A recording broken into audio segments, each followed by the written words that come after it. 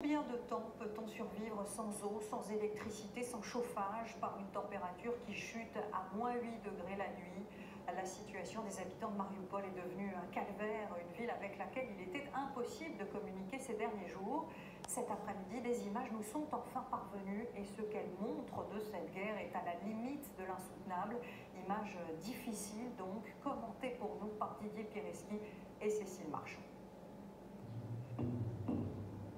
Ce sont les toutes premières images des chars russes dans Mariupol. 12 jours de siège ont dévasté cette ville, dont on n'avait plus aucune nouvelle depuis 3 jours, et qui constitue un objectif de guerre prioritaire pour Vladimir Poutine. La jonction entre deux territoires tenus par les Russes. Au sol, les soldats ukrainiens tentent de résister. Mais face à la puissance de feu adverse, que peuvent-ils faire? Porter assistance aux habitants, se cacher au passage d'un blindé. Au milieu du chaos, les civils blessés sont évacués vers ce qui reste des hôpitaux. La mairie déplorait hier près de 1600 morts parmi la population, dont des enfants. Une femme a pu sauver le sien, endormi dans ses bras, mais elle est brisée par ce qu'elle vient de vivre. Nous nous sommes réfugiés chez mon frère, toute la famille. Avec les femmes et les enfants, nous sommes descendus, nous mettre à l'abri au sous-sol. Et puis un obus a frappé l'immeuble. Nous nous sommes retrouvés piégés sous les décombres. 2 enfants sont morts. Personne n'a pu les sauver. Les hôpitaux n'ont plus de médicaments. Une femme arrive avec un éclat d'obus dans le bras. Il faudra lui retirer sans même l'anesthésier. Voici le morceau d'obus.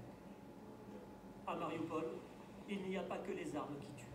Les habitants sont affamés et manquent de tout, comme le confirme un humanitaire dans un document audio que Médecins sans frontières nous a fait parvenir ce matin. Il n'y a plus d'eau potable, ni de médicaments, depuis plus d'1 semaine, peut-être même 10 jours. Aujourd'hui, on n'arrive même plus à trouver de nourriture.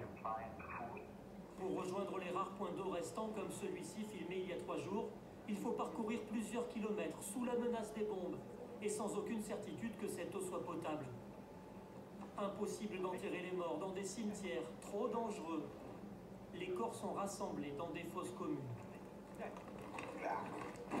Ce matin, une lueur d'espoir pour les 200 000 civils piégés dans la ville. Ce convoi humanitaire parti de Zaporizhia, à 200 km. À bord, 90 tonnes de nourriture et des médicaments. Il est censé repartir avec des civils, mais ce soir, on ne sait toujours pas si ce convoi a pu entrer dans Mariupol. Et parmi les villes ukrainiennes martyres, il y a aussi plus à l'ouest celle de Mykolaïev, une autre ville portuaire qui se situe sur la route qui mène à Odessa, probablement le prochain objectif de l'armée russe. Là aussi, vous allez le voir, même stratégie, un pilonnage méthodique et des sites civils clairement ciblés. Reportage tourné par nos envoyés spéciaux Esther Lefebvre, Antoine Pocry et Irina Fou. Une nouvelle explosion sur la ligne de front au nord de Mykolaïev. Tandis que les bombes s'abattent sur la ville ce matin, nous croisons ce convoi de bus. Des centaines de réfugiés à bord fuient les combats après une nuit particulièrement difficile, comme en témoignent ces images filmées par les habitants.